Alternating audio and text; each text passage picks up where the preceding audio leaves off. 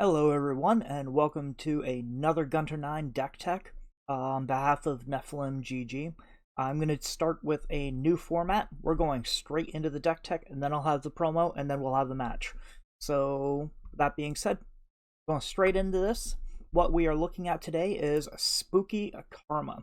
Now, this is an A-rated deck off of Mobalytics. It's a control deck. It's a just a real fun deck. It can turn the tide at almost any moment. So, let's go down the list. Hapless Aristocrat, good cheap 1/1 unit, good blocker, early game, creates another blocker, great. Mark of the Isles. This card is good for early blocking, also good for maybe getting a little bit of damage through. It also synergizes really well with a card we'll go on to later. Vile Feast, great 2-cost, drain 1, great for removing early elusives. Also really great against Heimer's 3/1 elusive guys, and it gives you another Spiderling for an early blocker, all about playing defense. Next is Darkwater Scourge. Now this card is absolutely a absolute powerhouse. So I'm going to bring it up there in full. I'm going to move my camera over because, look at me, dance. Alright, so the Darkwater Scourge, this is a powerhouse of a card. It is a ephemeral, so it's only going to last one turn or until it strikes, but it does have lifesteal. A 5/5 lifesteal for 3, absolutely fantastic. And even better, when you can mix it up with the Death Mark. So remove ephemeral from your Darkwater Scourge, and granted to an enemy. This works as pseudo removal. So you play down usually, and you can get this by turn 3 if you don't play anything early, which will be a case usually. You can put down a 3 cost. You can have a 5/5, and then you Death Mark to remove one of their creatures, and keep your 5/5 lifesteal, which is a great, especially against aggressive decks. You can just steal the game with that alone. I've had a number of people just plain outright give up and concede on that. Now, we go back to the Mark of the Isle. Grant an ally +3/+3 and ephemeral. You can actually use this along with Death Mark to boost your guy or one of your creatures permanently, and give it to remove the ephemeral and remove a creature on your opponent's side. Now, Emerald Awakener. This card has been a sleeper card for a long time, and I think it's about time that it actually came to light. This card is a 2/2 for 3, not great. Lifesteal makes it about comparable, but what we're doing is Enlightened. Now this deck is a long game deck. It's a control deck. This turns this into a 3-cost 6/6 lifesteal in the late game, which will be critical when we get to later cards. Shadow Assassin, just a standard in almost any deck that is running Iona. It's a 2/2 with elusive, and it replaces itself in your hand. Great card for just pushing a little bit of chip damage through. Great card for defending against elusives. Your standard deny, because there are other control decks out there, something like War Mother, or if you just need to stop something from happening. Will of Ionia, great card. You can use it to save your own creatures if necessary, or just stall out your opponent. You're on turn You're on turn 4 and you're playing against an Ash deck, and they drop that Ash on turn 4. You can use this. Use your own 4 mana. Just delay them a turn. Next turn, you'll be on 5 mana, and you'll still be in the driver's seat. Grasp the Undying. One of my favorite cards. I have come to both love and hate this card. Drain free from a unit. Absolutely beautiful. So you're going to be healing up your Nexus and dealing 3 damage at fast and 5. 5 seems a little costly, but honestly, well-balanced card. Great targeted removal. Karma. One of the key components to this deck. Actually, you know what? It's just pure bonus. It's called Spooky Karma. It's got Karma is absolutely great when you so 4/3 when you're enlightened it levels up. Before that, great random spell in your hand. Great. That's good value early on. Plus, we have the Rekindler package is in this deck, so that makes it even better to not be afraid to play it early on, because there's a good chance you're either going to draw into another one or you're going to be able to use Rekindler to get her back. Big key is, after you've enlightened and you've leveled her up, when you play a spell, cast it again on the same targets. This just is absolute pure value, and if you have another one in your hand, this burst, Karma's Insight of the Ages, create a random spell in hand, enlighten, create 2, and shuffle a Karma. If you have, so we'll put that in a scenario. You have Rekindler, you drop the Rekindler, you get the Karma, and you have a Karma already in hand. You play this, you refill your hand with 4 spells that your opponent can't know because they're random. That's information. They could be entirely useless spells, but there's a good chance that they're not. You'll be able to use them, and it's stuff that your opponent can't know. It's information that it can be used to your advantage significantly. Now we're going to go on to Withering Wail. Deal 1 damage to enemy units and heal your Nexus for 3. This is a great, absolutely great aggro sweeper. A lot of aggro creatures, if you watched my Spider aggro deck, you will have seen a lot of aggressive creatures are high power, low toughness. This can wipe an entire Spider aggro deck just because of the fact that a lot of them only have 1 toughness. Plus, you get to heal up 3. You can reasonably cast this on turn 3, if depending upon what you've played. Store up your spell mana and use this. Wipe out your opponent, stop their aggression, recover. Just fantastic card. I love it. Like I said, we are running the Rekindler package. Rekindler works really, really well with Karma. So, just late in the game. Plus, Rekindler is also on a 4/4 side, so that does make a difference. Now, I did have a comment on my Garen deck tech. Someone had played the Rekindler, and they had tried summoning the 9/9 barrier guy, and the 9/9 barrier guy died. They played the Rekindler thinking that it would come up. You have to realize one critical thing about the Rekindler is strongest allied champion. This will not bring back your standard followers. It will touch or will only target champions. Okay. Ruination, standard ruination, depending upon how much mana you have. Be careful and monitor your spell mana. You can get this off as early as turn 6, which can slow a lot of decks down, or you save it up for the next or following turn where you pull Harrowing. Now this is your win condition. Harrowing, revive the 6 strongest units. That counts both followers and champions that die this game. Grant them ephemeral. So you only want to use this offensively. You do not want to use this on the defense unless you have a second one and you're up against a big board that you just could not beat. This will probably stall them out. But at that point, you're probably already losing the game. You might be able to turn around. I don't know. It really depends upon what's on the board and what else you have in hand. But this is your win condition. What your ideal situation is, and especially if you're facing off against Iona, you want to present a weak state so your opponent overcommits. Bait out their denies if you can.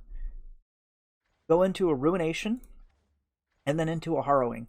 So depending upon what creatures have died during the game, there is every chance that you can actually pull the Rekindler back with the Harrowing, which will bring up Karmas. And I've had multiple Karmas go on the board at the same time, which if you have multiple Karmas, you can go over to, if you have one in hand, with this, you can fill your hand up back up to almost 8, maybe even 10. No, 8. About 8. A lot of spells. which can put you right back into the game if you are behind. But if you're casting Harrowing, you should be winning the game. So that is the deck as a whole. We're going to take a look at its loadout. What you can't see over here is you have 2 at 9 and 2 at 9+. We are definitely high on the 3 cost, so, and 5 cost. We are, again, a control deck, late game deck. So let's play it as such. I'm going to jump into the game. Let's see what happens. Remember, if you want sweet merch, check out the Inked Gaming link below and use GunterNine10, that's GUNTERNINE10 to get a discount. Also, please consider donating to the BCRF, as we all have mothers, sisters, daughters, and wonderful women in our lives. And if you have a spare moment, follow me at GunterNine on Twitter. Alright, and here we have Aesthetic XX. Looks like we are facing a Zed Hecarim deck. And so this is going to probably be pretty aggressive. Hecarim is going to be a pain in the butt late game. I'm going to remove these. Don't think the Mark of the Isles is any good. Shadow Assassin will help us go through our deck. Late game Harrowing. Yeah, we'd never want to see that in our opening hand. Or 2 of them, considering we only have 3 in the deck. That's pretty stacked against us. But, oh, we forgot to attack. That's fine. What we need to do is find a good Ruination on his Hecarim so that we can Harrowing, take it over, and Chariot. Interesting.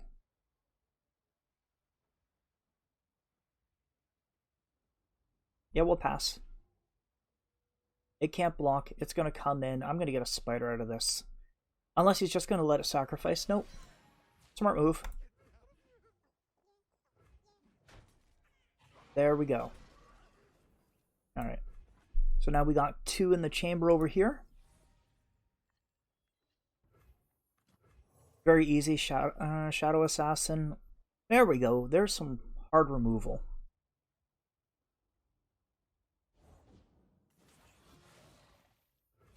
Okay, you can't block, so we're gonna take you're gonna take 3, drop it down to 7. That's gonna go. Oh, I wish I had not Grasp. I wish I had Withering Wail. That's why. You know what? We're gonna drain you before you even get a chance to attack. You are not attacking, you are not bringing those sharks. No sharks for you.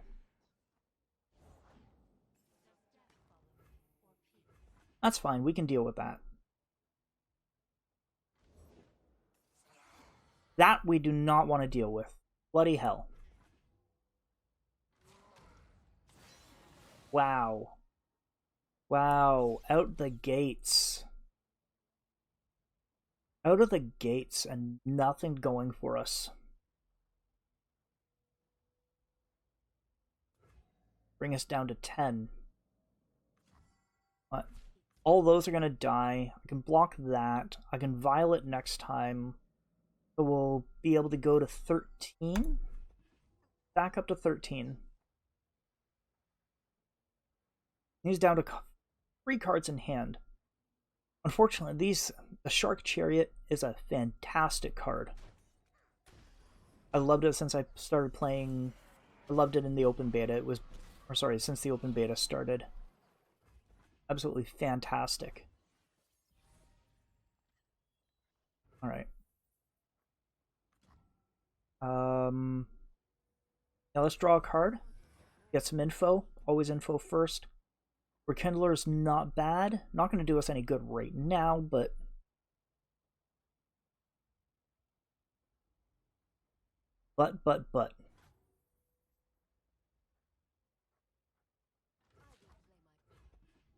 attack for 2. You're okay. We're going to get that because you are doing a Hecarim next turn. You're on 6. We're going to keep the Will of Ionia. Ready just to bounce that Hecarim back.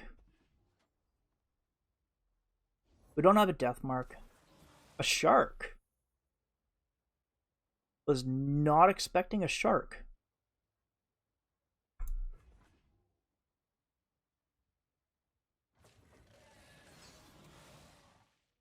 Definitely not expecting a Shark.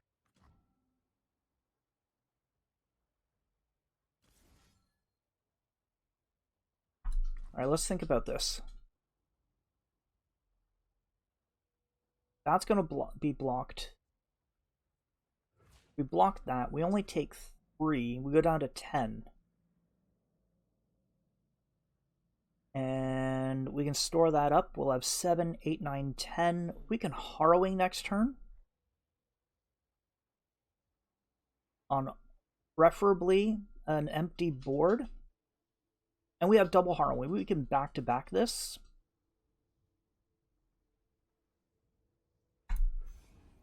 Yeah.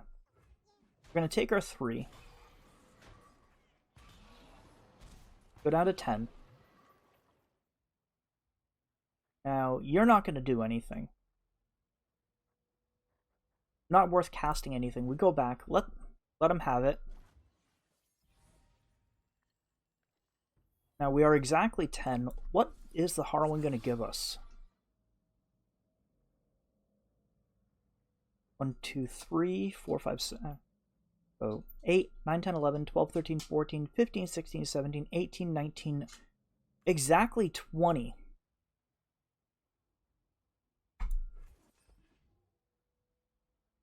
Let's see if we are pulling off the deny. No deny. So we have exactly 20 running at him. Please don't have the box. The box would be absolutely devastating to us right now.